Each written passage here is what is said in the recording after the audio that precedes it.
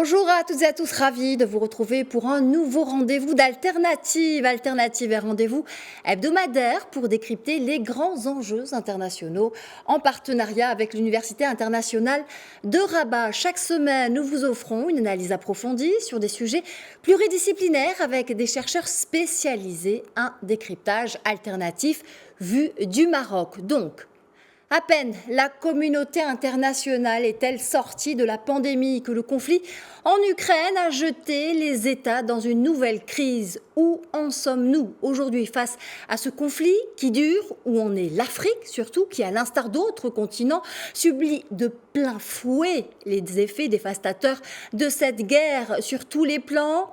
Les États vivent-ils la plus grande crise géopolitique depuis la fin de la Seconde Guerre mondiale? Tout porte à le croire, tellement les enjeux sont denses et pluriels. Et cette crise compliquée vient une fois de plus perturber les prévisions de croissance des économies africaines, des économies inégales sur le continent avec ses faiblesses et ses dépendances, mais aussi ses matières premières et ses premiers pas vers l'intégration. Alors, cette crise qui nous met dos au mur, ne pourrait-elle pas se muer en opportunité à saisir pour l'Afrique? Justement, comment l'Afrique pourrait-elle tirer son épingle du jeu de cette configuration géopolitique en pleine mutation? N'est-ce pas là le moment d'en finir avec les désaccords et les vulnérabilités? N'est-il pas temps de voir grand au-delà des frontières? L'union fait la force, paraît-il. Alors, quels sont les alternatives, justement, et les leviers à mettre en place pour faire face à la crise actuelle, mais surtout renforcer la résilience du continent pour les prochaines crises? On en parle avec Babacar Ba, consultant international, qui est avec nous depuis la capitale sénégalaise, Dakar. Bonjour et bienvenue à vous. Bonjour Nadia, merci pour l'invitation. Un plaisir.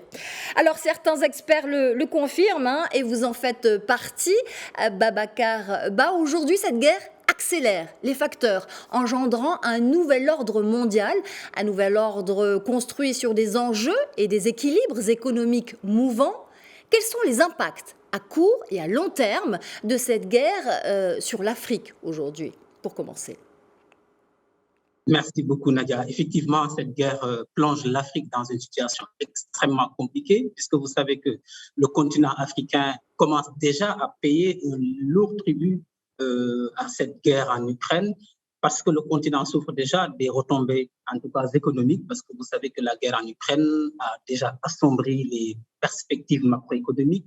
Et pour preuve, la hausse des prix des denrées de première nécessité, des produits alimentaires, des produits énergétiques viennent s'ajouter aux défis actuels que nous avions, parce que nous sortons à peine, comme vous l'avez rappelé, du Covid-19. Nous étions donc dans une période de relance économique qui vient ralentie effectivement par les effets de cette guerre.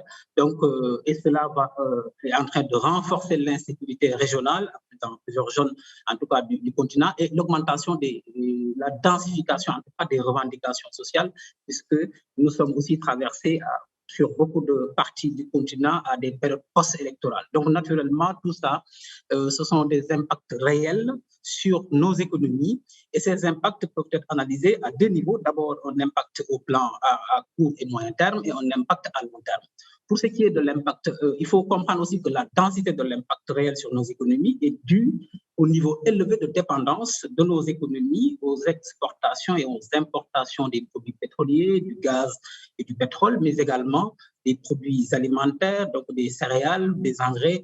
Et donc, tout cela fait que cette dépendance de notre continent vis-à-vis des marchés internationaux fait que ça renforce, ça met en tout cas à nous nos vulnérabilités. Et donc, naturellement, sur le plan à court terme, vous voyez que l'inflation est là, il y a une hausse généralisée des prix, due en tout cas à l'essoufflement des chaînes d'approvisionnement et notamment à l'explosion des cours mondiaux, des denrées de première nécessité, particulièrement des céréales et du prix de l'énergie, avec aujourd'hui cette montée en puissance du baril du pétrole et des prix du gaz. Et donc, ça commence à créer, donc, vous l'avez vu, des tensions budgétaires, puisque sur le long terme, cette crise va engendrer une insoutenabilité aussi de la dette, puisque les États sont obligés de creuser les déficits publics pour financer, en tout cas pour continuer de subventionner la consommation des ménages pour dans nos pays à revenus intermédiaires, que les populations ne puisse pas ressentir, en tout cas, cette hausse généralisée. C'est le cas du Sénégal, le gouvernement du Sénégal qui a mis en place une batterie de mesures pour soutenir la consommation des ménages, pour que cette hausse ne soit pas ressentie de façon extrêmement dure pour nos populations. À cela s'ajoute déjà le risque d'insécurité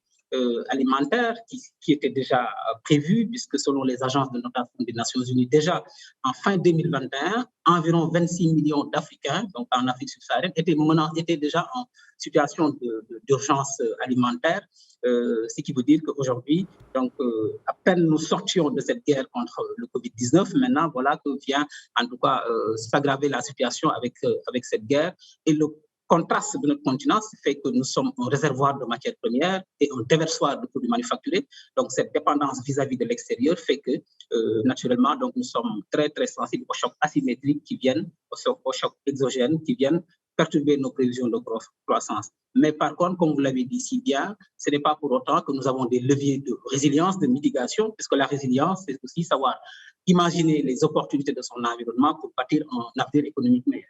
Alors justement, Babacar, vous en parliez à l'instant, hein, il y a ce secteur de l'énergie et il y a cette crise qui peut se transformer en opportunité, effectivement. C'était aussi un des pronostics de certains spécialistes en matière d'énergie, un secteur névralgique en matière de relations internationales. Hein. Nous y sommes aujourd'hui. L'Europe se détourne du gaz russe, clairement. Hein.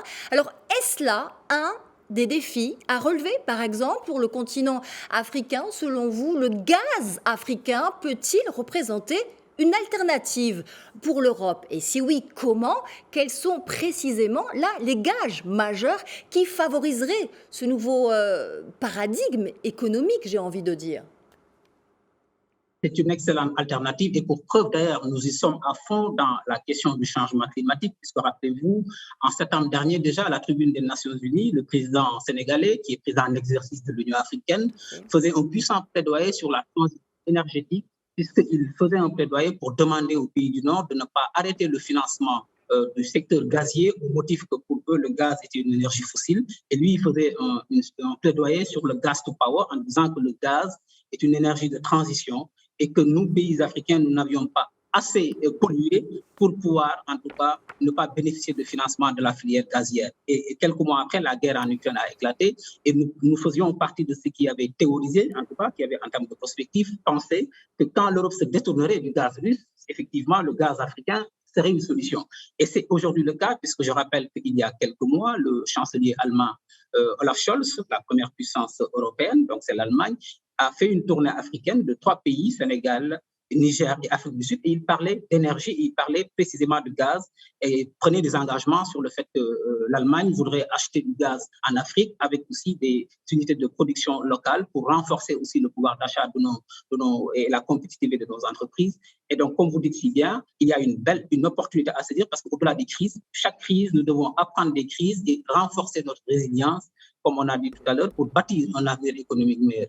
Donc, concrètement, aujourd'hui, le gaz africain devient une alternative puisque les Européens ont décidé de se détourner du gaz russe. Et donc, qu'est-ce qui doit se passer maintenant? C'est que, d'abord, déjà, pour réduire notre dépendance vis-à-vis de l'extérieur, la stratégie du gaz to power qui est développée par le Sénégal, par exemple, permettra d'utiliser le gaz dans la production nationale, non seulement pour respecter les engagements climat de notre pays, parce que nous sommes signataires de l'accord de Paris, nous sommes aujourd'hui à environ 30% d'énergie verte dans notre production nationale. La stratégie du gaz to power permettra déjà de soulager la consommation des ménages, c'est-à-dire de baisser le coût de la facture d'électricité pour les ménages sénégalais et d'accroître la compétitivité des entreprises, puisque la facture de l'électricité des entreprises va baisser. Mais également, ça va donc naturellement, quand on va utiliser ça pour la production de notre énergie, on renforce notre souveraineté énergétique et donc on baisse notre vulnérabilité et notre dépendance vis-à-vis de ce qui veut dire que donc, on va se baser, en tout cas, on va utiliser nos ressources internes pour pouvoir approvisionner nos marchés intérieurs et ça, c'est déjà un levier de mitigation extrêmement important. Et là aussi, il faudrait que les pays africains, en tout cas, parachèvent l'intégration pour aussi discuter de ces thématiques majeures. Tout à fait, parachever l'intégration, hein, parce qu'il n'y a pas que l'énergie, hein, il faut aller plus loin pour exploiter justement tous ces leviers que l'Afrique peut et devrait mettre en place pour renforcer cette résilience, pour faire face aux prochaines crises cette fois et réduire ces dépendances. qui sont aussi monétaires. Oui, Rapidement, sur cette absolument. dernière question. Absolument. C'est pour ça qu'on dit qu'il faut investir massivement dans les énergies vertes, Mm. inclusives et résilientes.